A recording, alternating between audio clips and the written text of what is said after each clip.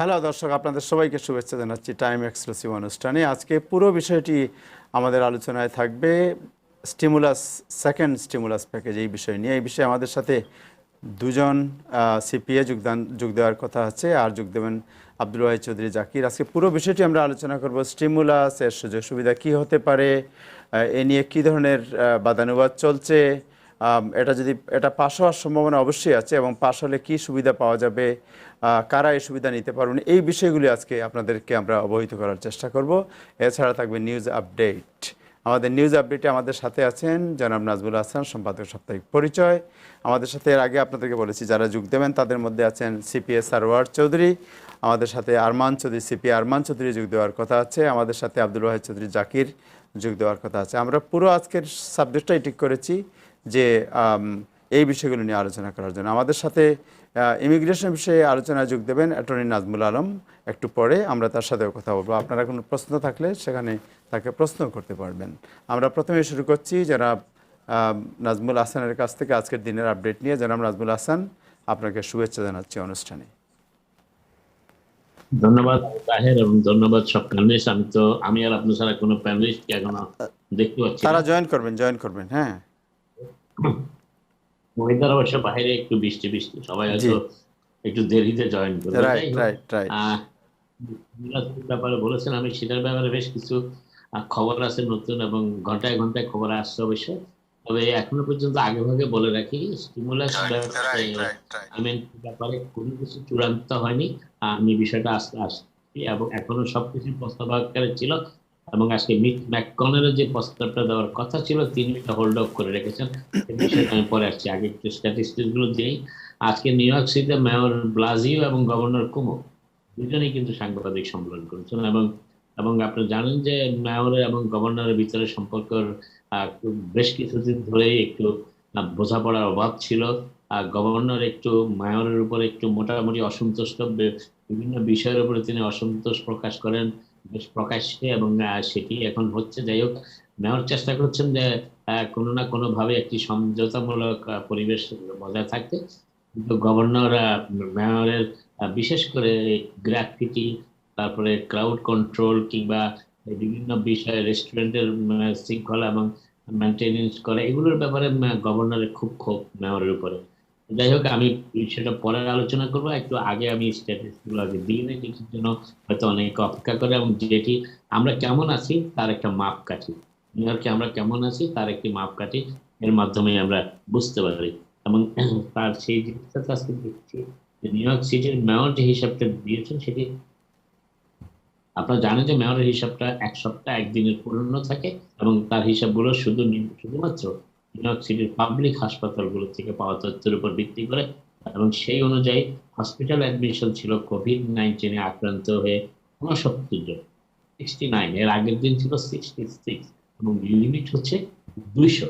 এবং new York সিটির public হাসপাতালগুলিতে ইন্টেনসিভ কেয়ার ইউনিটে ভর্তির সংখ্যা ছিল 297 জন, এর আগের দিন ছিল 300। এবং এটার লিমিট হচ্ছে 375 জন। আমি লিমিট বলছি এই জন্যই যে এই লিমিটটা অতিক্রম করলেই ধরে নিতে হবে যে সংক্রমণ বাড়ছে, এবং এটাকে নিয়ন্ত্রণে আসার জন্য অন্য ব্যবস্থা নেওয়া প্রয়োজন। আর টেস্টিং এর ব্যাপারে যেটা আমি বলছি, মেয়র আজকেও বলেছেন যে গত বেশ কয়েকদিন ধরেই আমরা খুবই একটি সন্তোষজনক ফিগার 2%, অর্থাৎ 100 জনে টেস্ট করা হলে 2 জনকে পজিটিভ চিহ্নিত করা হচ্ছে। এবং আজকে আরেকটি বিশেষ খবর হচ্ছে যে মেয়র আজকে ঘোষণা দিয়েছেন নিউ ইয়র্ক সিটিতে এখন দৈনিক 50,000 কোভিড-19 টেস্ট করা সম্ভব। এবং তার ভিতরে আজকে আরেকটি খবর এসেছে, সেটি হচ্ছে যে তারা কিছু মোবাইল ইউনিটের সংখ্যা আরো বাড়িয়ে দিচ্ছেন। এবং এই মোবাইল ইউনিটগুলোতে বিশেষ করে যেগুলো হসপিটাল কানেক্টেড, যেগুলো hospital new York city public hospital operated, এগুলোতে টেস্টিং এর রেজাল্ট 15 থেকে 20 মিনিটের ভিতরে পাওয়া সম্ভব। এবং সেই সেই জন্য তারা নিউ ইয়র্কবাসীকে অনুরোধ করছেন যে যাদের টেস্ট নেওয়া প্রয়োজন, যারা ফিল করছেন টেস্ট নিতে চান, তারা এই মোবাইল সাইট গুলোতে যেতে পারেন, নিউ ইয়র্ক সিটির পাবলিক হসপিটাল গুলোতে যেতে পারেন, সিটিএমডিতেও যেতে পারেন, আর্জেন্ট কেয়ারের ফ্যাসিলিটিতেও যেতে পারেন। কিন্তু আরেকটি ব্যাপারে এখানে উল্লেখযোগ্য, সেটি হচ্ছে যে কিছু কিছু টেস্ট বেশ কয়েকটি অঞ্চলের সাইটের টেস্ট নেওয়া টেস্ট গুলোতে রেজাল্ট পেতে বিলম্ব হচ্ছে। এই ব্যাপারে মেয়র বলেছেন যে এটি বিশেষ কিছু আম, মূল সরঞ্জাম যেগুলি টেস্টের জন্য প্রয়োজন হয়, বিশেষ করে কেমিক্যাল ইউনিট গুলো, এই কেমিক্যাল অনেক সময় আসতে দেরি হয়, এই জন্য এটা একটু বিলম্ব হচ্ছে। তবে এটা এত দীর্ঘ হবে না বিলম্বটা, খুব সহসাই এটা পরিস্থিতি নিয়ন্ত্রণে আসবে। এবং মেয়রের বক্তব্য অনুযায়ী যে আজকে যারা টেস্ট নিয়েছেন তারা যদি টেস্টের রেজাল্ট না পেতে দেরি করেন, তারা 311-এ কল করে জানাতে পারেন। সিটি, বিশেষ করে যারা সিটি হাসপাতালগুলোতে টেস্ট নিচ্ছেন তাদের দ্রুত তারা পেয়ে যাবেন রেজাল্ট। আর আরেকটা জিনিস হচ্ছে যে আজকে আরেকটি উল্লেখযোগ্য খবর হচ্ছে যে আজকে প্রথম আমেরিকাতে 4 মিলিয়ন মানুষ এই করোনা ভাইরাস অর্থাৎ কোভিড-19 আক্রান্ত হয়েছে। 4 মিলিয়ন অতিক্রম করেছে আক্রান্তের সংখ্যা। এবং এটি আর সবথেকে উল্লেখযোগ্য বিষয় হচ্ছে সেটি হচ্ছে লাস্ট, এর আগে ছিল 3 মিলিয়ন, এবং গত 2 সপ্তাহে সেটি 1 মিলিয়ন বেড়েছে। অর্থাৎ সংক্রমণের হার কিভাবে বাড়ছে এটাতে একটু অনুমান করা যায়।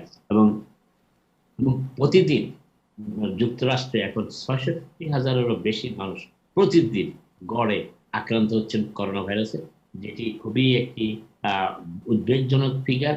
এবং যেটি 1 মাস আগেও এর অর্ধেক পরিমাণ মানুষ আক্রান্ত হচ্ছেন। গত 1 মাসে আক্রান্তের হার ডবল হয়ে গেছে, দ্বিগুণ হয়েছে।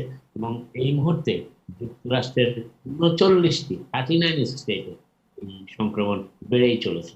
যাই হোক, এখন আরেকটি বিষয় যেটি বলার চেষ্টা করছিলাম সেটি হচ্ছে যে এর ফলে এই আজকে প্রেসিডেন্ট ট্রাম্পও সাংবাদিক সম্মেলন করেছে কয়েক ঘন্টা আগে।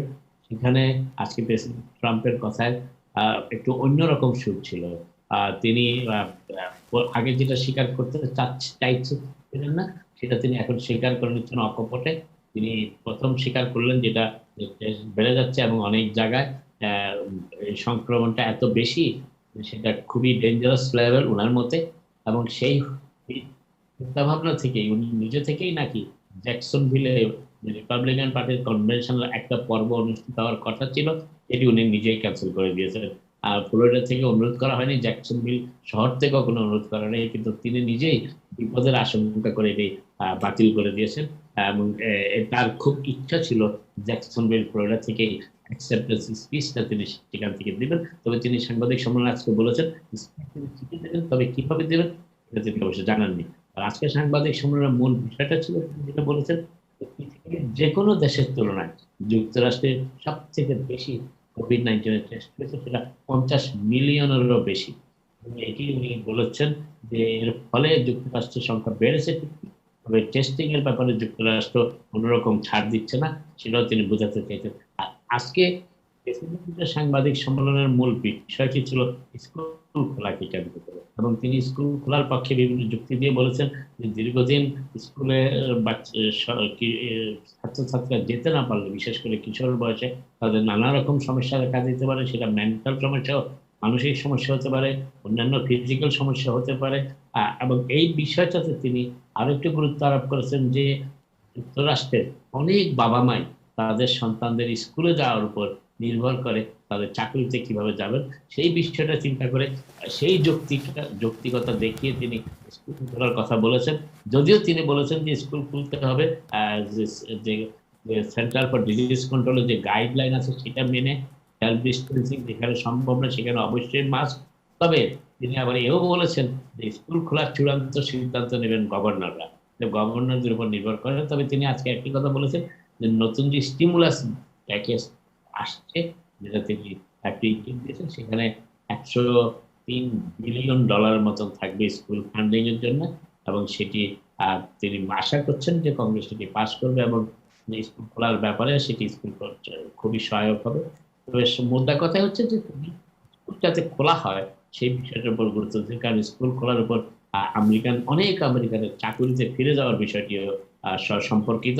সেই জন্য তিনি এই বিষয়টাতে গুরুত্ব দিতে চাচ্ছেন। এবং পাশাপাশি তিনি এও বলেছেন যে যেটি মেডিকেল ফিগার, দেখা যাচ্ছে যে করোনা ভাইরাসে শিশু কিশোরদের আক্রান্ত হওয়ার সম্ভাবনা সবচাইতে কম, 1%-এরও নিচে। অতএব সেই বিবেচনা থেকেও স্কুল খোলার বিষয়টি বিবেচনা রাখা উচিত বলে তিনি মন্তব্য করছেন, হচ্ছে প্রেসিডেন্টের বক্তব্য। আরেকটি জিনিস হচ্ছে যে আজকে আমেরিকার 60 জনের ভিতরে 3 জন মানুষ পরে দেখা গেছে 4 জনের ভিতরে 3 জন মানুষই চান সবাই আমরা মাস্ক ব্যবহার করি। অতএব মাস্ক ব্যবহারটা একটা ম্যান্ডেটরি সিদ্ধান্ত আসা উচিত বলে নিউ ইয়র্কের গভর্নর কুমো মনে করেন। তিনি মনে করেন যে এই মুহূর্তে করোনা ভাইরাস সংক্রমণটা ঠেকাতে মাস্কের কোনো রকম বিকল্প নেই, এবং এই বিষয়টা তিনি গভর্নর কুমো বরাবরই এমফাসাইজ করে যাচ্ছেন। এবং এই সোশ্যাল ডিস্টেন্সিং মেনটেন করা সম্ভব না হলে মাস্ক অবশ্যই অবশ্যই যাতে সবাই ব্যবহার করে। আরেকটি বিষয়ে গভর্নর কুমো নিউ ইয়র্ক সিটির রেস্টুরেন্ট এবং বারগুলোর উপরে ভীষণ ক্ষুব্ধ, এবং তিনি এই ব্যাপারে বেশ তড়িৎ ব্যবস্থা নিয়েছেন। আমি গতকালই বলেছি 27টি বারের লাইসেন্স বাতিল করেছেন, এবং তিনি সিভিল ড্রেসে সিভিলিয়ান পোশাকে বেশ কিছু এই যারা গোয়েন্দার মতো নিয়োগ দিয়েছেন, যারা বিভিন্ন রেস্টুরেন্ট এগুলি পুরো খুঁজে দেখছে, এবং তাদের কাজ হচ্ছে যে যা দেখবে তা ফেসবুকে কিংবা অন্যান্য সোশ্যাল মিডিয়াতে পোস্ট করে দিচ্ছে, সেখান থেকে স্টেটের তদারকি কর্মকর্তারা তা জেনে নিচ্ছেন এবং সাথে সাথেই ব্যবস্থা গ্রহণ করার চেষ্টা করছেন। আরেকটি কথা হচ্ছে যে এবার মূল বিষয়টাতে আসি, যেটা আমার মনে হয় আমি জাকির ভাইকে দেখতে পাচ্ছি, উনি বলবেন বিস্তারিত, কিন্তু আমি আগে বলে দিচ্ছি একটু সামান্য। সেটা হচ্ছে স্টিমুলাস বিলের ব্যাপারে এখনো পর্যন্ত কোনো চূড়ান্ত কিছু হয়নি। আলোচনাটা বিভিন্নভাবে দেখা দিচ্ছে, তবে লাস্ট যে খবরটা আমি পেয়েছি সেটি হচ্ছে যে আনএমপ্লয়মেন্টের যে $600 প্যান্ডেমিক ইন্স্যুরেন্স হিসেবে দেওয়া হতো, সেটি কন্টিনিউ করা যাবে কি যাবে না, এই বিষয়ে রিপাবলিকান সিনেটরদের ভিতরে একটা মতবিরোধ দেখা দিয়েছে। তার ফলে কিছু সিনেটর চাচ্ছেন যে এটি স্টপ গ্যাপ, অর্থাৎ পরবর্তী কোনো ব্যবস্থা নির্ধারিত না হওয়া পর্যন্ত এটি চালু থাকুক। আবার কেউ বলছেন যে না, এটি বন্ধ করা হোক, এর ফলে অনেকেই কাজে দিতে আগ্রহ ফিল করছেন না। আবার এক পক্ষ বলার চেষ্টা করছেন অ্যামাউন্টটা কমিয়ে দিয়ে 200 কিংবা তার থেকে সামান্য কিছু বেশি দেওয়া হোক। এই বিষয় নিয়ে তাদের ভিতরে একটা মতবিরোধ দেখা দিয়েছে। তবে মুদ্রা কথা যেটা, সেটি হচ্ছে যে কোনো না কোনো ভাবে এই আনএমপ্লয়মেন্টের, এই যে প্যান্ডেমিক আনএমপ্লয়মেন্ট হিসেবে যেটা অতিরিক্ত $600 পাওয়া যেত, সেটি একটু কন্টিনিউ করবে। তবে $600 ফিগারে কন্টিনিউ করবে কিনা সেটা বলা মুশকিল, সেটা সম্ভাবনা একটু কম। আর যদিও ডেমোক্রেটরা চান সেটা একইভাবে কন্টিনিউ করুক, আবার ডেমোক্রেট আবার এটাও চান যে প্রতি ফ্যামিলিকে $2000 করে মাসে দেওয়া হোক, সেটাও তারা চান। কিন্তু রিপাবলিকানদের মূল বক্তব্য হচ্ছে যে তারা কোনো না কোনো ভাবে সাহায্য করতে চান যারা সত্যিকার নিডি, কিন্তু এই সত্যিকার নিডি শব্দটা কিভাবে বিবেচনা করা হবে সেটার ভিতরে একটু মতবিরোধ দেখা দিয়েছে। তার কারণ মিচ ম্যাককনেল, যিনি সিনেট মেজরিটি লিডার, যার উপর নির্ভর করছে বিলটা সিনেটে উত্থাপন করার জন্য, তিনি বলতে চাচ্ছেন যে $40,000 নিচে যারা আয় করেন তাদেরকে সেকেন্ড স্টিমুলাস পেমেন্টটি দেওয়া হবে। আর কিন্তু এর ফলে অনেক রিপাবলিকান সিনেটর আবার বলার চেষ্টা করছেন এটি খুবই ন্যারো একটি অ্যামাউন্ট, বাড়ানো উচিত। অতএব একটি ব্যাপার মোটামুটি স্থির সিদ্ধান্ত আসা যায়, বলা যায়, সেটি হচ্ছে আরেকটি স্টিমুলাস চেক আমেরিকানরা পাবেন, কিন্তু কবে পাবেন সেটি দুটো ফ্যাক্টরের উপর নির্ভর করছে। আমি ফ্যাক্টর দুটো বলে দিই। যদি সিনেটর রিপাবলিকানরা এবং হাউসের ডেমোক্রেটরা মিলে যদি একটি প্রস্তাব পাশ করাতে পারেন জুলাই মাসের শেষ সপ্তাহের মধ্যে, যেটা তাদের রেসিং বিরতি শুরু হবে সিনেটে, তা যদি পাশ করা সম্ভব হয় তাহলে অগাস্টের মাঝামাঝি থেকে একটি চেক হয়তো সবাই পাওয়া শুরু করবেন। আর তা যদি সম্ভব না হয়, যদি কোনো বিল স্টিমুলাস কেয়ারস প্যাকেটের মতো এরকম কোনো স্টিমুলাসের বিল যদি পাশ করা সম্ভব না হয়, তাহলে লেবার ডের পরে আবার সিনেট অধিবেশন বসবে। তখন যদি বিল পাশ হয়, যদি সেই সময় খুব দ্রুত যদি পাশ হয়, আশা করা যায় অক্টোবরের মাঝামাঝি কিংবা শেষ সপ্তাহ থেকে আবার এই স্টিমুলাসের চেক হয়তো অনেকে পাবেন, কিন্তু অ্যামাউন্ট এখন নির্ধারিত হয়নি। চেক দেওয়ার ব্যাপারে দুই পক্ষই, ডেমোক্রেটরা এবং রিপাবলিকানরা মোটামুটি একমত, হোয়াইট হাউসও তাদের সাথে একমত আছে আর কি তারা পেতে পারে। আর আনএমপ্লয়মেন্টের ব্যাপারে আমি যতটুকু বুঝতে পারছি জাকির ভাই কথা বলবেন, তো আমি যেটা বলছি যে $600 আনএমপ্লয়মেন্ট স্টপ গ্যাপ হিসাবে আরো কিছুদিন চলতে পারে। যদি এখন আমরা জানি নিউ ইয়র্ক স্টেটে 26 তারিখ সেটি শেষ হয়ে যাচ্ছে, যদি কোনো না কোনো ভাবে শেষও হয়ে যায় এবং পরবর্তীতে যদি সিনেটের প্রস্তাবটা স্টপ গ্যাপ হিসাবে পাশ করানো হয়, যে পরবর্তী ব্যবস্থা না নেওয়া পর্যন্ত, চূড়ান্ত ব্যবস্থা না নেওয়া পর্যন্ত আনএমপ্লয়মেন্ট দেওয়া হোক, তাহলে বাকি যে সপ্তাহগুলো বাকি থাকে সেগুলো পরে একসাথে দেওয়া হবে, যেটা আগেও একবার দেওয়া হয়েছে একসাথে। কারণ অনেকে মার্চ মাস থেকে শুরু করেছেন, মে মাসে শুরু করেছেন, তারা কিন্তু এপ্রিল মাসের শেষের দিকে তারা পুরো টাকাটাই অর্থটাই পেয়ে গেছিল। তো যাই হোক, এইটাই হচ্ছে মোটামুটি যে চূড়ান্ত স্টিমুলাসের ব্যাপারে যেটি আপাতত আছে সেটি একটু বলে দেয়। সেটি হচ্ছে যে স্টিমুলাস হয়তো সবাই পাবেন, এখন সিনেট যদি জুলাই মাসের শেষ দিকে পাশ করতে পারে বিলটি, তাহলে তারা অগাস্টের মাঝামাঝি পাবেন। আর যদি তা না পারেন, তারা ছুটিতে চলে যাবেন। তখন তারা পাশ করবেন লেবার ডের পরে, এবং তখন তারা অক্টোবরের মাঝামাঝি কিংবা শেষ সপ্তাহে টাকা পাবেন। আর আনএমপ্লয়মেন্টের ব্যাপারে, আনএমপ্লয়মেন্ট কিন্তু শেষ হয়ে যাচ্ছে না, আনএমপ্লয়মেন্ট কন্টিনিউ করছে। $600 প্যান্ডেমিকটা হয়তো সাময়িকভাবে 2-1 সপ্তাহের জন্য বন্ধ থাকতে পারে, পরবর্তীতে আবার চালু হলে বাকি সপ্তাহ, বকেয়া সপ্তাহগুলো সবাই পেয়ে যাবেন, যদি স্টপ গ্যাপ হিসেবে কোনো বিল পাস করা যায়। আপাতত এইটুকুই, পরবর্তীতে আবার কথা বলবো। থ্যাংক ইউ জনাব নাজবুল হাসান আপনাকে। আমরা এই বিষয়ে একটা প্রশ্ন আপনাকে করতে চাই, সেটা হচ্ছে হিরোজ অ্যাক্ট যেটাকে বলা হচ্ছে, এটার মানে কি আপনার? হিরোজ অ্যাক্ট, এটা হলো ডেমোক্রেট কন্ট্রোল হাউসে যে বিলটি পাস করা হয়েছে সেটির নাম দেওয়া হয়েছে হিরোজ অ্যাক্ট। এর আগে যে বিলটির মাধ্যমে সবাই স্টিমুলাস চেক পেয়েছেন 1200 কিংবা 2400 কিংবা $500, আর সেটি হচ্ছে কেয়ারস অ্যাক্ট, এটি হচ্ছে হিরোজ অ্যাক্ট। কিন্তু কেয়ারস অ্যাক্টটা ডেমোক্রেট এবং রিপাবলিকানরা সিনেট এবং হাউসের দুই জায়গায় পাস করার পর প্রেসিডেন্ট স্বাক্ষর করেছিল খুব দ্রুত, সেই বিলটি খুব দ্রুত পাস করা হয়েছিল। কিন্তু এই কেয়ারস অ্যাক্ট দ্রুত পাস করেছে, হিরোজ অ্যাক্টটিতে বিলম্ব হচ্ছে। মে মাসে হিরোজ অ্যাক্টটি পাস করেছে হাউসের ডেমোক্রেটরা, কিন্তু সিনেটে এখন জুলাই শেষ সপ্তাহ, অর্থাৎ 2 মাস পরও এটি সিনেটে আলোচিত হচ্ছে না, হয়নি এখনো। আর কারণ মিচ ম্যাককনেল আজকে যে প্রস্তাবটা করার কথা ছিল, তিনি এখনো সেটি দেননি, এবং আশা করা যাচ্ছে হোয়াইট হাউস একটি রিভিশন প্রস্তাব দেখাশোনা করছে যে কিভাবে প্রস্তাবটা দেওয়া যায়। হোয়াইট হাউস মূলত এই বিষয়টার উপর এখন কন্ট্রোল নেওয়ার চেষ্টা করছে, এবং যতটুকু মনে হয় যে সোমবার থেকে আমরা হয়তো বিলের ব্যাপারে একটা, যে স্টিমুলাস বিল কিংবা আনএমপ্লয়মেন্ট এগুলোর ব্যাপারে স্পষ্ট ধারণা পাবো। কি জাকির, আপনার সাথে কথা বলবো একটা ছোট্ট বিরতির পর, যে এই যে নতুন যে স্টিমুলাস প্যাকেজ আছে, এই প্যাকেজে কি কি থাকতে পারে, এই বিষয়গুলো আমরা জানার চেষ্টা করবো একটা ছোট্ট বিরতির পর। দর্শক, আমরা একটা ছোট্ট বিরতিতে যাচ্ছি, বিরতির পরই ফিরবো, আমাদের সাথেই থাকুন।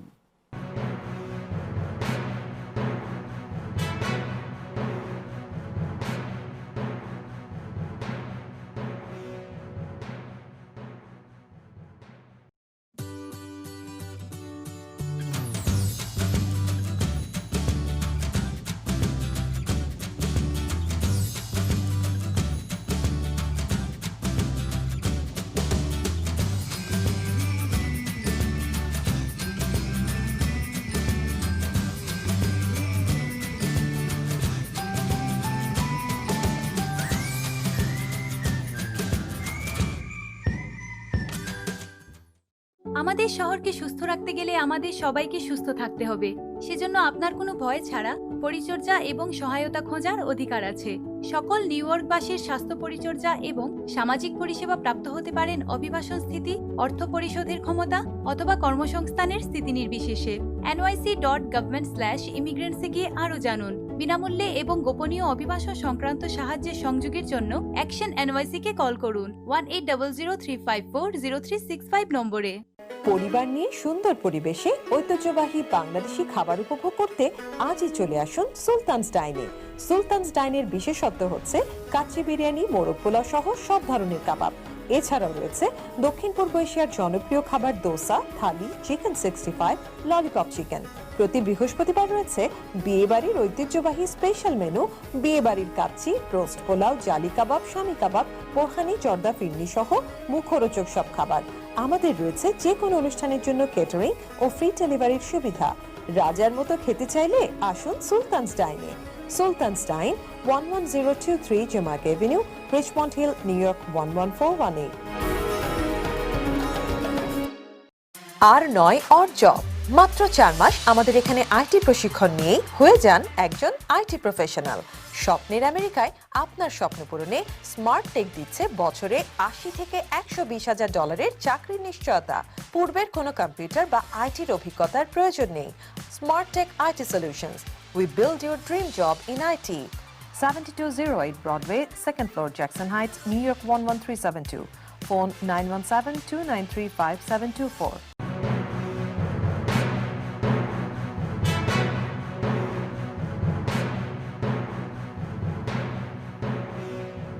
হ্যালো দর্শক, আপনাদের সবাইকে আবারও শুভেচ্ছা জানাচ্ছি টাইম এক্সক্লুসিভ অনুষ্ঠানে। আমরা আজকে এখন যে বিষয়টি আলোচনা করব তা হচ্ছে যে স্টিমুলাস যে প্যাকেজ, এই প্যাকেজের কি কি সুবিধা থাকতে পারে। এটা যদিও পাস হওয়ার সম্ভাবনা অলমোস্ট সার্টেন, আমরা জানার চেষ্টা করবো যে এর মধ্যে কি কি সুবিধা থাকতে পারে। আমরা যাচ্ছি যেন আব্দুল ওয়াহিদ চৌধুরী জাকির, যিনি পার্কচেস্টার থেকে আমাদের সাথে যোগ দিয়েছেন, ডায়নামিক ট্যাক্স সার্ভিসের প্রধান জনাব আব্দুল ওয়াহিদ চৌধুরী জাকির, আপনাকে শুভেচ্ছা জানাচ্ছি অনুষ্ঠানে। আসসালামু আলাইকুম সবাইকে। জি, সবাই খুবই এক্সাইটেড আমরা এই স্টিমুলাস প্যাকেজ নিয়ে। সবাই বলেন। জি জি, তবে কিছু বলতে চাইছিলেন? হ্যাঁ, আমি বলতে চাচ্ছিলাম যে স্টিমুলাস প্যাকেজে কি কি থাকতে পারে। সবাই তো খুবই excited, they are waiting eagerly যে স্টিমুলাস নতুন প্যাকেজ আসবে এবং আমরা সুবিধা পাবো তাতে। সো স্টিমুলাস প্যাকেজটা অ্যাকচুয়ালি এখনো তো মানে পুরোপুরি অবভিয়াসলি সাইন হয় নাই। আজকে রিপাবলিকানদের প্যাকেজটার বিলের আংশিক কিছু অংশ বের হয়েছে, এবং অনেকে মনে করতেছেন যে এই জিনিসটা পাস হবে, কারণ কিছু কিছু জিনিস যারা রিপাবলিকান ডিমান্ড করছে এবং ডেমোক্রেট ওদের দুইজনই কিছু কিছু ম্যাচ আছে, এর জন্য ওরা মনে করছে কিছু কিছু ক্লজ ডেফিনেটলি পাস হবে। সো এটা যেটা মনে হচ্ছে যে প্রথমে আপনার যে কেয়ারস অ্যাক্ট অরিজিনাল যেটা পাস হয়েছিল কয়েক মাস আগে মার্চের দিকে, এটা ছিল অ্যারাউন্ড $2.2 ট্রিলিয়ন, এটা হবে অ্যারাউন্ড $2 ট্রিলিয়ন পুরো প্যাকেজটা। যদিও এই প্যাকেজটার পুরো ডিটেলসটা আমরা হয়তো সামনের সপ্তাহের দিকে আমরা বুঝতে পারবো। সো আমি কয়েকটা জিনিস প্রথমে শুরু করি, যে যে জিনিস মনে হচ্ছে যে দুই পার্টি ওরা এগ্রিমেন্টে আছে এবং পাস হওয়ার কথা। প্রথমত হলো যে আপনার যে সেকেন্ড স্টিমুলাস প্যাকেজ, যেটা আপনার সিঙ্গল পার্সন যাদের ইনকাম ছিল আপনার 75,000 এন্ড লেস গত বছর, বা এই গত বছরের ট্যাক্স যদি না করে থাকেন আগের বছর, $75,000 লেস। অরিজিনাল কথা বলা হয়েছিল $40,000 এন্ড লেস, বাট এখন মনে হচ্ছে যেটা পাস হবে যে $75,000 এর নিচে যদি হয় আপনার এজ এ সিঙ্গল পার্সন আপনি 1200 টাকাটা পাবেন। যদি ম্যারিড ফাইলিং জয়েন্টলি থাকেন হাজবেন্ড ওয়াইফ, তাহলে আপনারা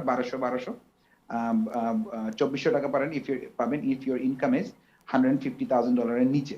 সো বেসিক্যালি আগের যে ক্রাইটেরিয়া ছিল মোটামুটি এই সেম ক্রাইটেরিয়াই আপনি টাকাগুলো পাবেন।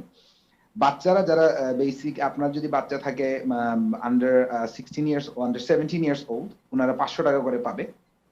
এইটা মোটামুটি ঠিক আছে। সো বেসিক্যালি আপনার যদি একটা বাচ্চা থাকে, আপনি মেরিট ফাইলিং জয়েন্টলি, তাহলে আপনি 2400 আর প্লাস 500, এবং বাচ্চা যারা আছে 500 টাকা করে অ্যাড হবে। এখন যেটা চেঞ্জ হয়েছে, যেটা কিছু কিছু জিনিস, যে আগের বার যে আমরা অনেকগুলো কমপ্লেইন পাইছিলাম বা মানুষ যে কি বলছে যে আমি যে স্টুডেন্ট, আমি over 17 but I am still dependent on my parent, বা আমি ডিপেন্ডেন্ট অথবা ডিসেবল চাইল্ড ওভার 16, ওদের কি হয়েছে আগের বার এগুলো কিন্তু টাকাগুলো দেওয়া হয়নি। মনে হচ্ছে যেটা যে এবার এরাও কিছু টাকা পাবেন। এখন কত পাবেন এখনো পুরোপুরি এটা এখনো ডিটারমিনেশনটা আসে নাই, বাট মনে হচ্ছে যে এই টাকাটা আসবে। সো আপনাদের মনে এই যে টাকাগুলো আছে, গতবার যে এই যে আইআরএস এর কিছু ইস্যু ছিল যে ব্যাংকের অ্যাকাউন্ট পান নাই বা ইমেল করছে, ক্রেডিট কার্ড পাঠাইছে, এবার মনে হচ্ছে এই জিনিসটা একটু স্মুথার হবে, এবং গভর্নমেন্ট খুব চেষ্টা করবে যে এটা within couple of weeks, maybe 2 to 3 weeks এর মধ্যে এটা ডিসবার্স করে দেওয়ার জন্য, কারণ ওদের কনসার্ন তো হলো ইকোনমিটা স্লো যাতে না হয়। তো এই জিনিসটা ওরা করার চেষ্টা করবে, যেটা বোঝা যাচ্ছে। এখন কিছু কিছু জিনিস আরো প্রপোজালে ছিল, যে এখন যেটা বোঝাচ্ছে যে জিনিস থাকবে না, যে পেরোল ট্যাক্স কার্ড যেটা এড হয়েছিল গতবার কেয়ার সেক্টরের আন্ডারে, এইটা হয়তো বা থাকবে না, কারণ দেখা যাচ্ছে যে পেরোল ট্যাক্সের কার্ডে যে ইম্প্যাক্টটা is to slow on the economy, যেটা ট্রাম্প খুবই পুশ করতেছিলেন যে এটা পাস করার জন্য। এটা আসলে পাস হবে বলে মনে হচ্ছে না। রিপাবলিকান এবং ডেমোক্রেটস দুইটাই এটা এগেনস্টে আছেন। আচ্ছা, এখন ইন্ডিভিজুয়ালস এবং ইন্ডিভিজুয়াল বিজনেস ওনার যারা সেলফ এমপ্লয়েড এবং যারা আপনার বিজনেস ওনার, তাদের জন্য একটা গুড নিউজ হলো, মনে হচ্ছে যে পিপিপি লোন, একটা সেকেন্ড পিপিপি লোন আপনাদেরকে দেয়া হতে পারে। কারণ এটা ডিটেলসটা এখনো দেয়া হয়নি, বাট ডেমোক্রেট এবং রিপাবলিকান দুইজনেই পিপিপি লোনের পক্ষে আছেন।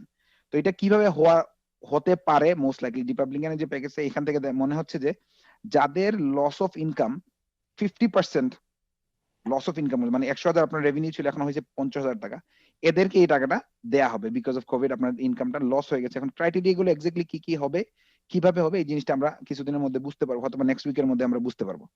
বিজনেসের জন্য সেম থিং, পিপিপি লোন আপনারা পাবেন, কিন্তু যাদের বিজনেস আন্ডার 300 পিপলের নিচে আছে তারা এই পিপিপি লোনটা আপনারা পাওয়ার কথা। So again second forgivable PPP loan, যেটা এখনো জারি আছে until the 8th of next month, যেটা আপনারা পিপিপি লোন সেকেন্ডের জন্য পাইতে পারেন। সো নেক্সট উইকে আমরা এটা আরো ডিটেইলস দেব once the bill passes completely. আচ্ছা, এখন যেটা আরেকটা যেটা ইস্যু আসছে যে যারা এমপ্লয়ার, যারা ট্রেনিং এর জন্য টাকা খরচ করবেন, হায়ারিং এর জন্য টাকা খরচ করবেন, ওদের জন্য আলাদা কিছু বেনিফিট সম্ভবত থাকবে। এখানে আচ্ছা, এই যেটা নিয়ে একটা বিগ একটা ইস্যু হচ্ছে যে স্টেট কে ডেমোক্রেটরা দিতে যাচ্ছে একটা প্যাকেজের অলমোস্ট $1 ট্রিলিয়ন ওরা ডিসবাস করতে যাচ্ছে নিউ ইয়র্ক স্টেট বা যতগুলো স্টেট আছে স্টেট গুলোকে। রিপাবলিকান বলছে বেসিক্যালি না, আমরা স্টেটকে $1 দিতে যাচ্ছি না। তো এটা নিয়েও একটু কথাবার্তা হবে, অথবা কোনো একটা নেগোসিয়েশন আসবে। স্টেট প্রোগ্রাম গুলো খুবই ইম্পর্টেন্ট এই কারণে যে যে কিছু কিছু প্রোগ্রাম আছে, মনে করেন ইবিটি প্রোগ্রাম আছে, স্কুলের প্রোগ্রাম আছে, এই প্রোগ্রাম আছে, সেগুলোর যদি টাকা না পায় ওরা কিভাবে চলবে এটা নিয়েও কিছু কথা উঠবে। সো মনে হচ্ছে যে কিছু না কিছু একটা নেগোসিয়েশন আসবে। সো এটা রিপাবলিকানদের প্যাকেজ, ডেমোক্রেটের প্যাকেজ, ওরা সবাই মিলে একটা নতুন করে একটা প্যাকেজ নিয়ে আসবে। সো যে যে কথাগুলো আজকে বলতেছি এটা একটু কেয়ারফুলি আপনারা শুনবেন, কারণ এই কথাগুলো হয়তো বা চেঞ্জ হয়ে যেতে পারে নেক্সট উইক। তো এটাও আপনি একটু খেয়াল রাখতে হবে। তো এখানে পুরোপুরি জিনিসটা পাস হয় নাই, বাট যে স্টিমুলাস প্যাকেজ 1200, 2400, $500 করে বাচ্চাদের, এইটা সম্ভবত 500 যাবে, কারণ দুই দুই দুই সাইডই চাচ্ছে যে এটা 500। এখন ডেমোক্রেটরা আর একটু এক্সটেন্সিভ চাচ্ছে, ওনারা চাচ্ছে যে আমরা মাসে মাসে এই ফ্যামিলিদের কিছু টাকা দেই মাসে মাসে। সো এটাও দেখা যাবে যে কি কি ধরনের ঘটে। এখন আনএমপ্লয়মেন্টের যে বিষয়টা, এটা খুবই ইম্পর্টেন্ট, যেটা নাজমুল ভাই অলরেডি বলছে, যে যেটা বোঝা যাচ্ছে যে রিপাবলিকানরা বলতেছে ভাই at the end of the day unemployment দেরকে যে $600 দেয়া হচ্ছে, যারা কিছু কিছু ক্ষেত্রে যে বাসায় থেকেও ওনারা বেশি টাকা পাইতেছেন কাজে যাওয়া থেকে, এটা তো ইনসেনটিভটা থাকতেছে না কাজে যাওয়ার জন্য। সো হয়তো বা কিছু একটা আসবে মনে হচ্ছে। তো ওরা যেটা প্রপোজালে আসতেছে অ্যারাউন্ড $200 পার উইক সম্ভবত এটাতে এক্সটেনশন দেয়া হবে আন্ডার পিইউ প্যান্ডেমিক অ্যাসিস্ট্যান্সের জন্য। সো এইটাই মানে এখন পর্যন্ত যেটা যেটা মনে হচ্ছে। স্কুল ফান্ডিং, এমপ্লয়ি যে ইস্যু গুলো আছে, কিছু কিছু লিগাল, করোনা ভাইরাসের জন্য কিছু কিছু লিগাল ইস্যু গুলো বের হচ্ছে।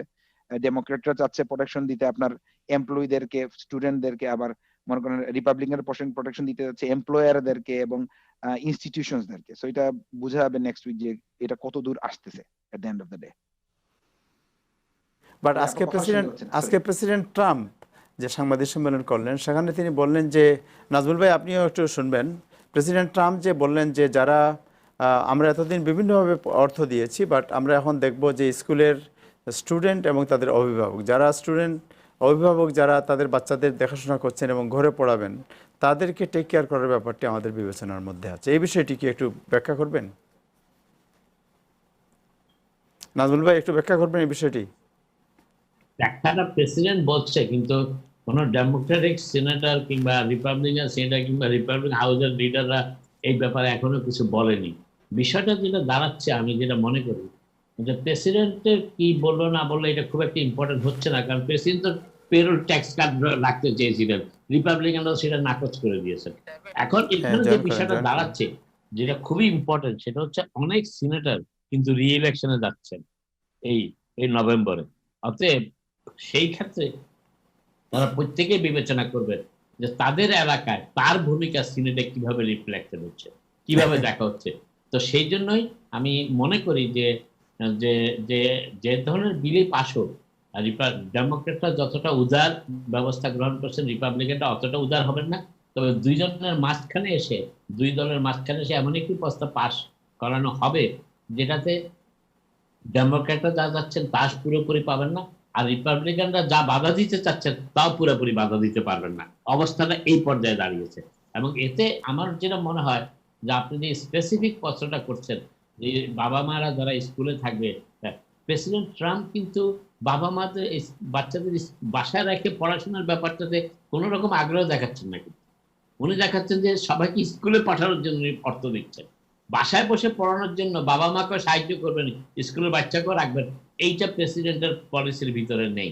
প্রেসিডেন্টের পলিসির ভিতরে হচ্ছে যে বাচ্চাদের স্কুলে পড়াও, কাজে দেওয়ার জন্য কিছু পয়সা দিতে হবে, তাও আমি দিব। এই হচ্ছে প্রেসিডেন্টের পলিসি। আমাদের সাথে যুক্ত হয়েছেন জনাব সারওয়ার চৌধুরী, সিপিএ। জনাব সারওয়ার চৌধুরী, আপনাকে শুভেচ্ছা জানাচ্ছি অনুষ্ঠানে। যে আপনার সাউন্ড মিউট করা আছে সারওয়ার চৌধুরী।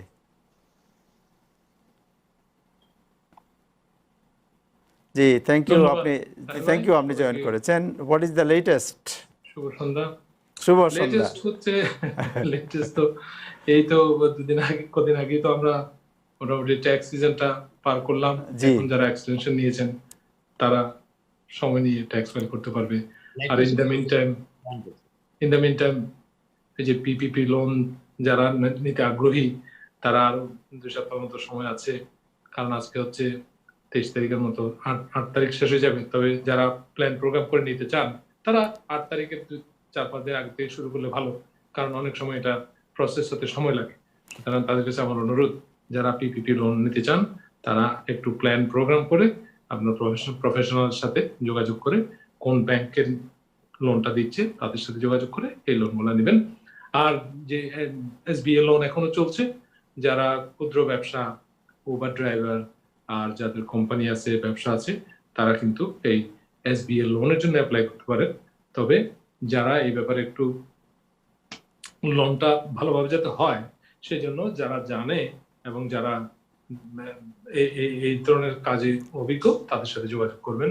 কারণ অনেক সময় আমি দেখেছি যে আমাদের এই কমিউনিটির মধ্যে অনেকে লোন ফাইল করার পরে তারা দেখা যাচ্ছে চিঠি পাচ্ছেন যে বলছেন যে your economic injury is not that big, মানে বলতেছে যে তোমাকে যে একটা অ্যাডভান্স টাকা দেওয়া হয়েছে 1000-2000 যা ছিল, এটা কিন্তু এখন আর দেওয়া হচ্ছে না। সেই জন্য এই যে টাকাটা তোমাকে দেওয়া হয়েছে সেটার জন্য তুমি যা পেয়েছো এটাই আমার মনে হয় তোমার জন্য উপযুক্ত, এবং তোমাকে আর লোন দেওয়া হচ্ছে না। আর যদি আপনি যদি আপিল করতে চান, আপিল করতে পারবেন। তাহলে জি, আমি শুনতে পাচ্ছি আপনার, হ্যাঁ হ্যাঁ, আপনার কথা শুনতে পাচ্ছি আমরা, আপনার কথা আমরা শুনতে পাচ্ছি। জি জি, প্লিজ ফরওয়ার্ড। আর অন্যান্য প্যানেলিস্টরা আছেন নাকি সেটা আমি বুঝতে পারছি। হ্যাঁ, প্যানেলিস্টদের মধ্যে নাজমুল হাসান সাহেব আছেন, তারপরে আপনার আব্দুল ওয়াহিদ চৌধুরী জাকির আছেন, তারপরে আপনার আমাদের অ্যাটর্নি নাজমুল আলম সাহেব জয়েন করবেন কিছুক্ষণের মধ্যেই। জি, সো আপনি জি প্লিজ ভাই, আপনি ওই যে জুমের উপরে একটা স্পিকার ভিউতে ডাবল ক্লিক যদি করেন তাহলে আপনি দেখবেন যে রুম ভিউটা পাবেন। দেখা যাচ্ছে এখন, ইয়েকে দেখলাম, এখন দেখা যাচ্ছে। রাইট, জি, গুড, গ্রেট। আর যারা মনে করেন যে এসবিএ লোন অনেকে রিজেক্ট হয়েছে, অনেককে বলা হচ্ছে যে তোমার ইনসাফিশিয়েন্ট, তোমার ক্রেডিট হিস্ট্রি নাই, এখন বিভিন্ন পদ্ধতিতে এদেরকে আবার করা যায়, এদেরকে মডিফাই করা যায় এবং আপিল করা যায়। এই জিনিসগুলো আপিল করলে অনেক সময় দেখা যায় যে তারা একটা ভালো ফল পাচ্ছেন, যে ইকোনমিক ইনজুরি যে সত্যি হয়েছে সেটা আপিলের মাধ্যমে কয়েকটা ফর্ম পূরণ করে পাঠাতে হয়। সেই আপিলটা করার পরে তাদের জন্য একটু বাড়িয়ে দেওয়া হয়, লোনের পরিমাণ বাড়িয়ে দেওয়া হয়। যখন একটা লোন অফিসার অ্যাসাইন হয় তখন লোন অফিসারের সাথে ডাইরেক্ট কথা বলে নিজের সমস্যাটা বলা যায় এবং আর কি ডকুমেন্ট বাকি আছে এই সমস্ত জিনিস দেওয়া যায়। আর যারা এখনো লোন ফাইল করেছেন অথবা রিজেক্ট হয়েছেন অথবা বাড়ানোর জন্য চেষ্টা করছেন, তাদের কাছে আমার অনুরোধ, আপনারা আপনাদের ট্যাক্স ফাইলটা করে ফেলবেন। কারণ ট্যাক্স ফাইলটা করতে হবে এই জন্য যে আপনি যদি ট্যাক্স ফাইল করেন, কারণ আলটিমেটলি আপনার ট্যাক্স ফাইলের ট্রান্সক্রিপ্ট ওরা চাইবে। ওরা বলবে যে তোমার যে ট্যাক্স ফাইলটা আছে সেটা ট্রান্সক্রিপ্টটা দাও। সুতরাং আপনারা ট্যাক্স ফাইলটা করে ফেলবেন, যাতে তারা এই যে ফর্মটার মাধ্যমে 4605 যে টি ট্রান্সক্রিপ্ট ফর্মটা আছে ওইটার মাধ্যমে আইআরএস এর কাছ থেকে ট্রান্সক্রিপ্ট নিতে পারবে এবং আপনি যে সত্যি লোনটার জন্য অ্যাপ্লাই করেছেন সেটা ওরা জানতে পারবে। আর তাছাড়া অনেক সময় দেখা যায় যে আপনার যে ট্যাক্স অথবা অন্য কোনো কারণে, ট্যাক্সের জন্য না, ক্রেডিটের জন্য আপনি রিজেক্ট হয়েছেন, তখন সেই ক্ষেত্রে আপনার করতে হবে কি, ভালো ক্রেডিট আছে এরকম কোনো ঘরের কোনো পার্টনার, ছেলে মেয়ে অথবা স্ত্রী যার ক্রেডিট স্কোর ভালো, তাকে আপনার ব্যবসার সাথে যোগ করে আপনি রিঅ্যাপ্লাই করতে পারেন। রিঅ্যাপ্লাই বলবো না, এটাকে বলা হচ্ছে কি বলবো, এটাকে অ্যাপিলটা করতে পারবেন অথবা রিকনসিডারেশনের জন্য আপনি দিতে পারবেন। এই রিকনসিডারেশন প্রসেসটা একটু সময় সাপেক্ষ এবং একটু ধৈর্য ধরতে হবে।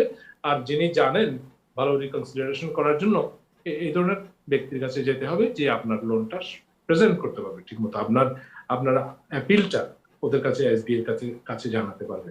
সুতরাং ভয়ের কিছু নাই। যারা ঋণ পাওয়ার যোগ্য এবং চাচ্ছেন ঋণ নিতে, তাদের কাছে যেতে পারবেন। আর যারা অনেক সময় দেখা যাচ্ছে যে অনেকেই কিন্তু লোনটা পাওয়ার পরে সে লোনটা আর নিতে চাচ্ছেন না, অথবা এমন কোনো কিছু করে ফেলেছেন যাতে এটা লোনের শর্ত ভঙ্গ হচ্ছে, সেই ক্ষেত্রে আপনার কিছু কাজ করতে হবে অথবা এসবিআই এর সাথে যোগাযোগ করতে হবে। এখন পর্যন্ত আমার জানা মতে এসবিআই এর সাথে আমি যোগাযোগ করেছি এই ধরনের যারা করেছেন তাদের কি ব্যবস্থা নেওয়া যাবে জানার জন্য। তারা বলেছে যে এখন পর্যন্ত আমাদের সেই লোন রিমোডিফিকেশনের ডিপার্টমেন্টটা এখন পর্যন্ত পুরোদমে কাজ করছে না। এখন মনে করেন যে যারা এখন হচ্ছে যে লোনটা দেওয়ার সময়, এখন লোনটা আপনাকে অফার করছে প্রসেস করছে, আপনাকে দিচ্ছে, টাকাটা আপনার ব্যাংকে যাচ্ছে, কিন্তু আপনি মনে করেন যে লোনের শর্ত ভঙ্গ করলেন, আপনি রাত্রে ঘুমাতে পারছেন না, বলে যে কি হতে পারে আগামী দিনে, হয়তো আমার লোনটা হঠাৎ করে 3 গুণ পেনাল্টি সহ আমাকে চাইতে পারে, অথবা আমাকে মনে করতে পারে যে আমি একটা চুক্তি ভঙ্গ করেছি এবং আমাকে শাস্তিমূলক ব্যবস্থা নিতে হতে পারে। সুতরাং আশা করি এটা এই ধরনের দুশ্চিন্তায় ভুগবেন না। এখন পর্যন্ত তারা ওই লোন ভঙ্গকারীদেরকে ধরার জন্য কোনো ব্যবস্থা এখন পর্যন্ত করে নাই।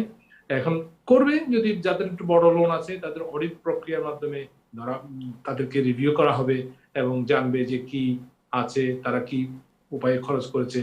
কাউকে যদি $80,000 দেওয়া হয়, সে কি আসলে রিয়েল এস্টেট কিনেছে নাকি গাড়ি কিনেছে না বাড়ি কিনেছে, এই সমস্ত জিনিসগুলো পরে যখন সময় হবে তখন তারা চাইতে পারে। এবং লোনের শর্ত যদি আপনি ভঙ্গ করেও ফেলেন, এটার জন্য আপনাকে আপিল করতে হবে, তাদের কাছে স্বীকার করতে হবে, অথবা অনেক সময় দেখা যাবে যে তারা হয়তো বলবে যে আচ্ছা ঠিক আছে, তুমি যখন ভঙ্গ করে ফেলেছো, তোমাকে আমরা তোমার জিনিসের উপর, তুমি যে জিনিসটা কিনেছো ওইটার উপর আমরা একটা লিয়েন লাগিয়ে দেবো। যাতে মনে করেন আপনি একটা গাড়ি কিনে ফেললেন, এখন গাড়িটা তো আর একসাথে কিনতে পারবে না, মানে একই সব টাকা দিয়ে গাড়িটা কিনে ফেলেছেন, এটা কিন্তু লোনের শর্ত ভঙ্গ করে। এখন এই লোনের শর্ত যদি ভঙ্গ করেন, এখন লোনের শর্তটাকে মডিফাই করার জন্য, অথবা এটাকে তাদের এসবিআই এর যে শর্ত আছে সেই শর্ত অনুযায়ী এটার উপর কোনো ইউসিসি ফাইলিং, যাকে বলে আপনার লেন লাগানো, এবং মানে কি বলে বন্ধকি সম্পত্তিতে পরিণত করার জন্য তাদের সাথে যোগাযোগ করতে হবে, যে ডিপার্টমেন্টটা এখনো পুরোদমে কাজ করছে না। Thank you so much. কোনো প্রশ্ন থাকলে।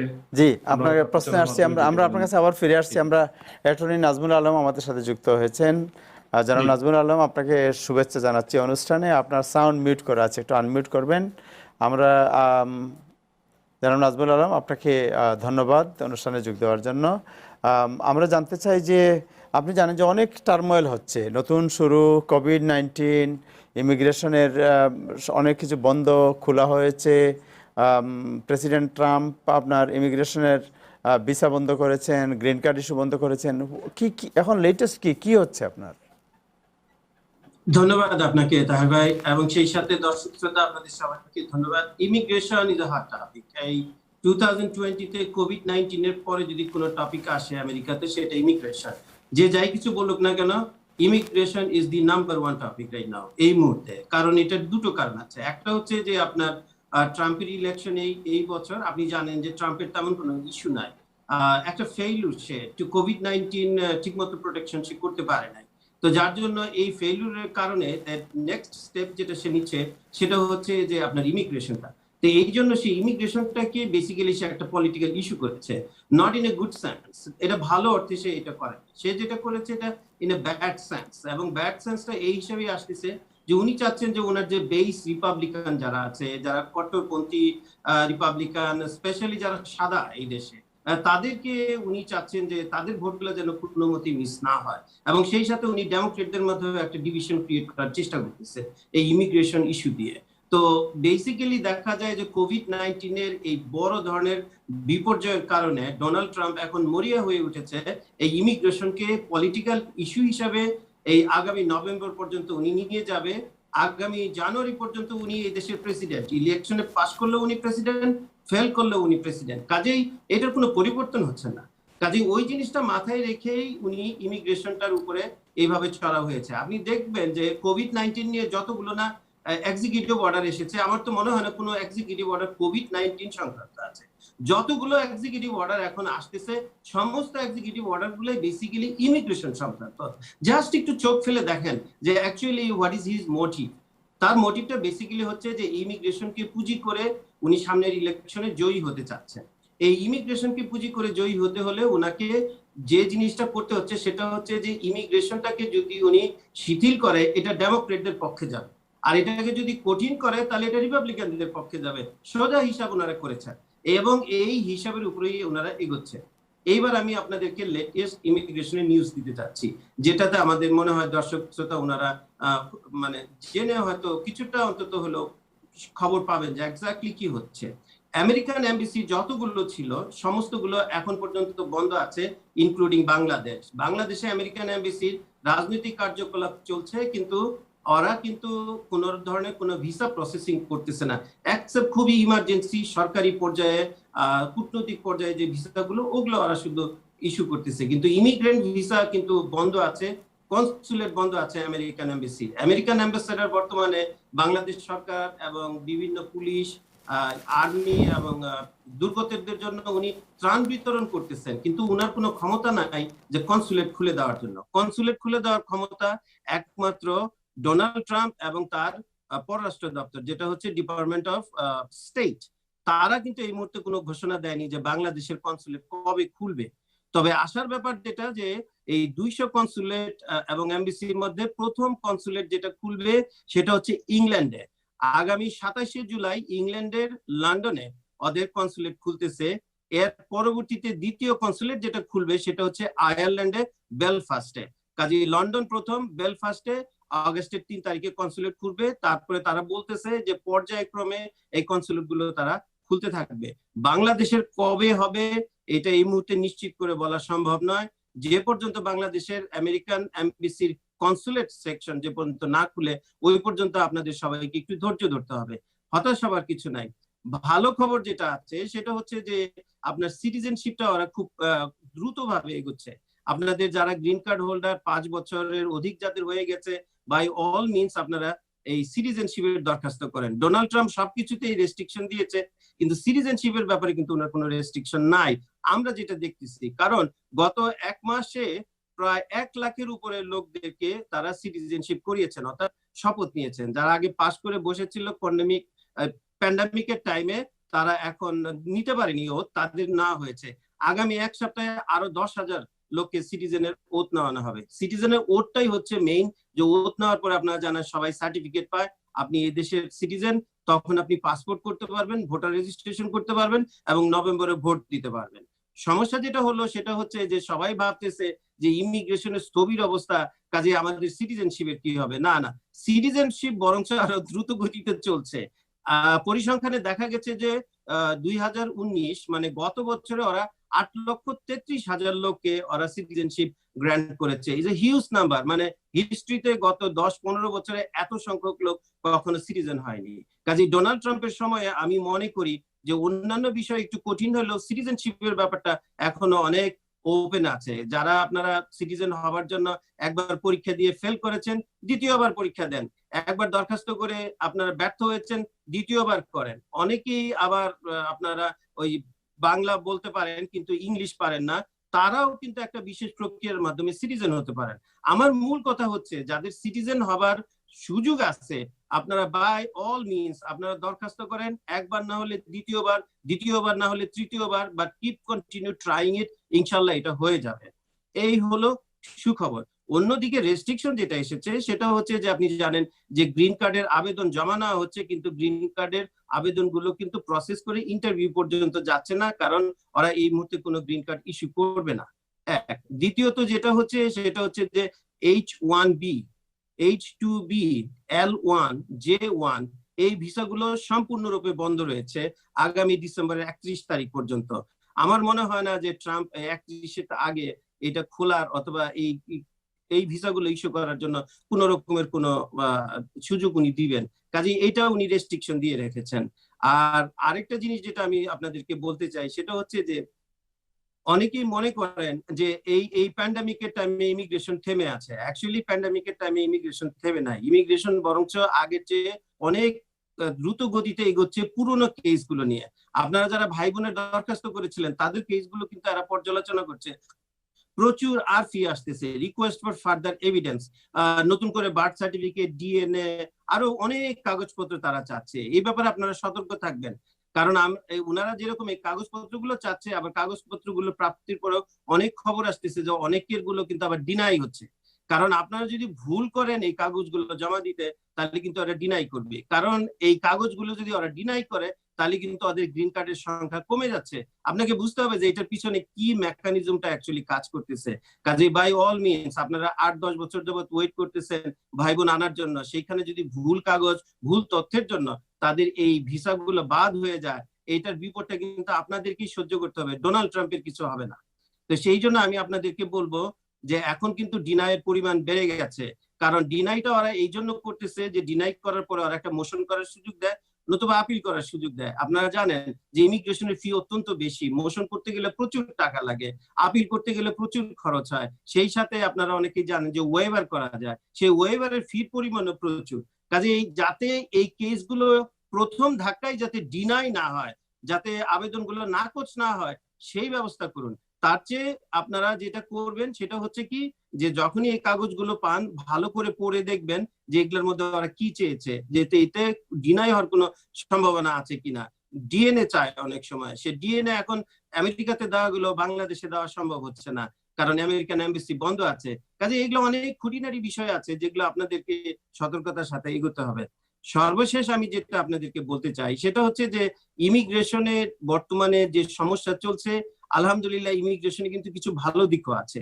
এই যে যেমন সিটিজেন যারা দরখাস্ত করতেছেন, যারা সিটিজেন হচ্ছেন, মাশাআল্লাহ তারা আমেরিকাতে পার্মানেন্ট হয়ে গেলেন। কিন্তু যারা গ্রিন কার্ড হোল্ডার, যাদের ওয়ার্ক কার্ড আছে, তারা কিন্তু এই দেশে কিন্তু বিদেশি নাগরিক হিসেবেই তাদেরকে ট্রিট করা হচ্ছে। কোনো ক্রাইম অথবা কোনো ফ্রড অথবা পাবলিক চার্জ এই সমস্ত বিষয়ে যদি ধরা পড়ে তাহলে কিন্তু তাদের এই সুবিধাগুলো বাদ হয়ে যেতে পারে। কাজেই সুবিধা যেমন আসতেছে, অসুবিধাও তেমনি হচ্ছে।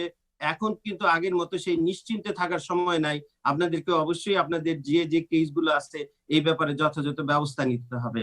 আর সর্বোপরি আমি বলতে চাই, ইনশাল্লাহ আমি চেষ্টা করব আগামী কালকে শুক্রবার রাত্রি 8টার সময় আমাদের ল এন্ড ইমিগ্রেশন প্রোগ্রামে আপনারা জয়েন করবেন। ইনশাল্লাহ আমি আপনাদেরকে সর্বশেষ তথ্য দেওয়ার চেষ্টা করব।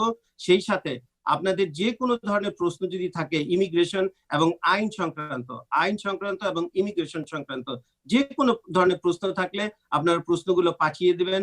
আমি চেষ্টা করব প্রশ্নগুলো যথাযথ এবং সঠিক জবাব দেওয়ার জন্য। আর সর্বশেষ, ইমিগ্রেশনের তথ্য যদি জানতে হয় তাহলে আপনারা সর্বদাই চেষ্টা করবেন যে এই যে ইমিগ্রেশনের যে ওয়েবসাইট আছে ইউএসসিআইএস এর ওয়েবসাইটে গেলে ওরা অনেক সময় নতুন নতুন ইনফরমেশন দেয়। সো uscis.gov ওইখানে যদি লগ ইন করেন তাহলে ওইখানেও আপনারা কিছু পাবেন। আর ইমিগ্রেশন কোর্ট বর্তমানে খোলা আছে, কিন্তু হিয়ারিং খুব একটা হচ্ছে না। ইমিগ্রেশন অফিসগুলো খোলা আছে, কিন্তু তেমন কোনো ইন্টারভিউ হচ্ছে না। আর সেই সাথে যেটা বললাম যে মেইলিং এর মাধ্যমে যে দরখাস্ত করার যে সিস্টেমটা, এটা আগের চেয়ে অনেক বেশি বেড়ে গেছে। কাজেই যাদের ভাই বোনের দরখাস্ত করার সময় হয়েছে আপনারা অবশ্যই ভাই বোনের দরখাস্ত করবেন। যারা সিটিজেন হতে চাচ্ছেন তারা সিটিজেন হয়ে ভাই বোনের জন্য দরখাস্ত করবেন। এই জিনিসগুলো এখন থেকে করতে চেষ্টা করেন, কারণ আগামী বছর সম্ভবত ইমিগ্রেশন আইনে ব্যাপক পরিবর্তন আসবে। এই ট্রাম্প থাকলেও সে পরিবর্তন আনবে, নতুন যদি ডেমোক্রেটিক গভর্নমেন্ট আসে তারাও পরিবর্তন আনবে। কাজেই ইমিগ্রেশনে যে কোনো ধরনের পরিবর্তনের আগে আপনারা চেষ্টা করেন সিটিজেন হওয়ার জন্য, এবং সেই সাথে যদি কারো যোগ্যতা থাকে ভাই বোন জন্য, আত্মীয় স্বজনের জন্য যদি দরখাস্ত করা যায় আপনারা সেই দরখাস্তগুলো পাঠিয়ে দেন। কারণ মেইলের মাধ্যমে এখন পর্যন্ত ইমিগ্রেশন পূর্ণোদ্যমে কাজ চলছে, বরং আগের চেয়ে বেশি ওরা কাজ করতেছে, কারণ ওদের ফি দরকার।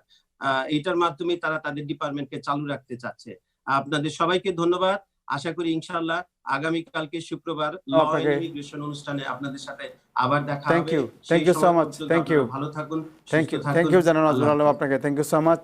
আমরা যাচ্ছি জনাব সারওয়ার চৌধুরী আপনার কাছে আবার, যে এই যে নতুন স্টিমুলাস প্যাকেজ, সারওয়ার চৌধুরী, জাকির এবং নাজমুল ভাই আপনারা আলোচনায় পার্টিসিপেট করতে পারেন। যে নতুন স্টিমুলাস প্যাকেজ, বিশেষ করে যে আপনার যারা দীর্ঘদিন থেকে আনএমপ্লয়মেন্ট পাচ্ছেন, এই আনএমপ্লয়মেন্ট সুবিধা এর মধ্যে কি ইনক্লুড হতে পারে বলে মনে হয় আপনাদের? নাজমুল ভাই আপনি বলবেন। না, এখানে আমরা তো বারবার একটা কথা বলেছি যে সেটা হচ্ছে যে এই কথাটা একটু বেশি হয়ে যাচ্ছে আমার মনে হয়। সেটা হচ্ছে যে সিম্পল হিসাব, $600 যে প্যান্ডেমিক আনএমপ্লয়মেন্ট বেনিফিট এতদিন পেত, সেটা 26 তারিখ নিউ ইয়র্ক স্টেটের জন্য বন্ধ হয়ে যাচ্ছে। That is fact. কিন্তু এখন একটা প্রস্তাব উঠছে ভিতরে, রিপাবলিকানরাও এটাতে একেবারে মানা করছে না, ডেমোক্রেটরাও চাচ্ছে, সেটা হচ্ছে যতক্ষণ পর্যন্ত না তারা ফাইনাল কোনো ডিসিশন আসে, that could be in September, that could be in October, that could be late August, সেই পর্যন্ত তারা একটা মিনিমাম অ্যামাউন্ট দিয়ে এই প্যান্ডেমিকটা আনএমপ্লয়মেন্ট $600 জায়গায় সেটা $200 হতে পারে, 300 হতে পারে, 400 হতে পারে, 600, তবে 600 বোধহয় আর থাকছে না, দ্যাটস ফর শিওর। একটা স্টপ গ্যাপ হিসেবে তারা একটা অ্যামাউন্ট দিতে পারে। জিনিস হচ্ছে আনএমপ্লয়মেন্ট কিন্তু বন্ধ হচ্ছে না, ইট ইজ 39 and 59 উইকস। 2 পর্বে 39 শেষ হওয়ার পরে অ্যানাদার 59 যে 20 উইক বাকি থাকে সেটার পর্ব শুরু হবে। আনএমপ্লয়মেন্ট বন্ধ হচ্ছে না, বন্ধ হচ্ছে প্যান্ডেমিক। ওকে, সো কেউ কেউ প্রশ্ন করেছেন যে আনএমপ্লয়মেন্ট তারা ফাইল করেছেন কিন্তু তাদেরকে দেওয়া হচ্ছে না, তাদের কি করা উচিত? আনএমপ্লয়মেন্ট যারা ফাইল করেছেন দেয়া হচ্ছে না, আসলে সত্যিকার অর্থে দেয়া হচ্ছে না মানে এই নয় যে হয়তো তাদের ফাইলটা এখন পর্যন্ত প্রসেস হচ্ছে, বুঝছেন, এখন পর্যন্ত প্রসেস হচ্ছে, ওখানে দেখা যাচ্ছে হয়তো 0 অ্যামাউন্ট অ্যাপ্রুভড হয়েছে, তার মানে তাদের ফাইলটা এখনো প্রসেস হচ্ছে। সুতরাং ফাইল করার সাথে সাথে কিন্তু টাকা আসে না আগের মতো। এখন কিন্তু ফাইল করার পরে ওয়েটিং পিরিয়ডটা অর্থাৎ এই যে প্রসেসিং পিরিয়ডটা অনেক বেড়ে গেছে, কারণ আনএমপ্লয়মেন্ট রেট এবং আনএমপ্লয়মেন্টের নাম্বারটা অনেক বেশি। সেই জন্য তাদেরকে একটু ধৈর্য ধরতে হবে। আর যদি কোনো জটিলতার সম্মুখীন হয় তাহলে কিন্তু তাদের কাস্টমার সার্ভিসে ফোন দিয়ে তাদের সমস্যাটা, অথবা তাদের যদি কোনো লগ ইন করতে অসুবিধা হয় অথবা রিসার্টিফিকেশন করতে অসুবিধা হয়, তাদের উচিত যে তারা কল করে তাদের এই সমস্যাগুলো জানাবে, অথবা ইনবক্সে গিয়ে তারা মেসেজ পাঠাবে যে তারা এই সমস্যা হচ্ছে। আরেকটা জিনিস যেটা প্রশ্ন করেছেন কেউ কেউ, যে তাদের স্কুলের যে $420 পাওয়ার কথা এটা পাচ্ছেন না, এইটা এখন কি করা উচিত?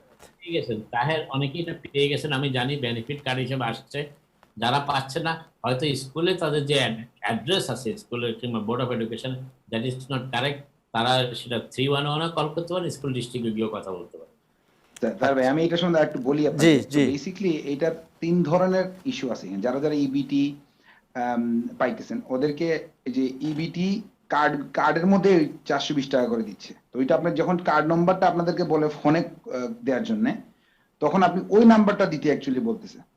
আর কিছু কিছু ক্ষেত্রে আবার আপনার যাদের ইবিটি নাই কিন্তু মেডিকেড আছে, ওদের যে মেডিকেডের যে সিআইবিসি কার্ড না কি জানি একটা কার্ড আছে, যে মেডিকেডের কার্ড দেয়, ওইটার নাম্বার দিতে বলতেছে আপনাদের, ঠিক আছে? অথবা ওটিসি কার্ড এই নাম্বারে হয়তো আপনি পাবেন। চিঠি যেটা আপনি পাবেন ওই চিঠির মধ্যে লেখা আছে কোথায় এই টাকাটা আছে। যারা ইবিটিও নাই, মেডিকেলের যে এই যে কার্ডের যে বেনিফিট ওইটাও নাই, ওটা ওরা আবার আলাদা করে একটা কার্ড পাবেন মেলে, ঠিক আছে?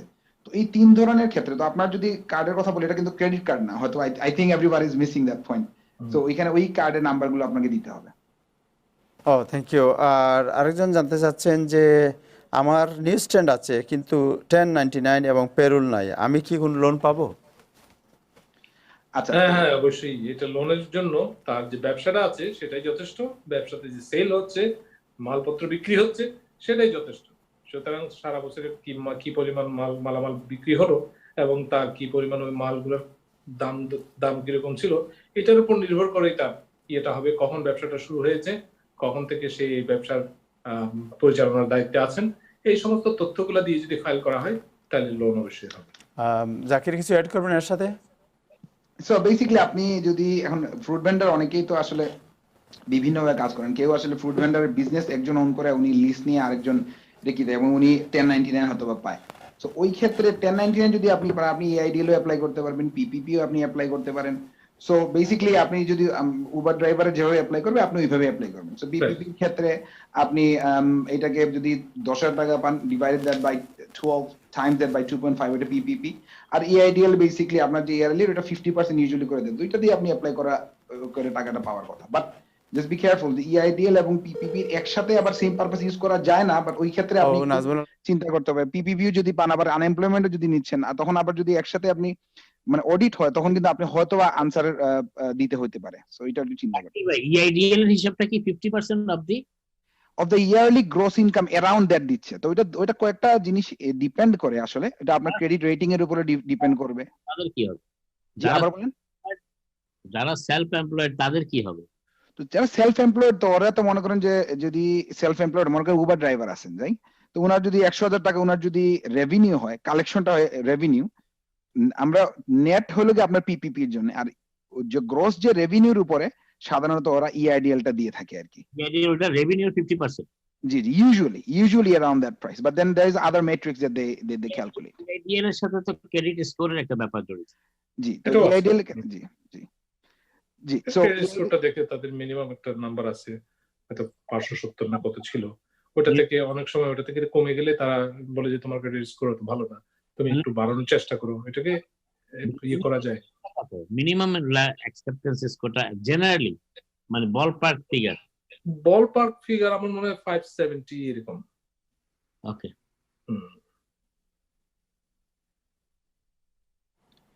তার ভাই আপনার কথা কিন্তু শোনা যাচ্ছে না। নাজমুল হাসান সাহেবের কাছে জানতে চাচ্ছি আপনার কোনো নিউজ আপডেট আছে কিনা আর?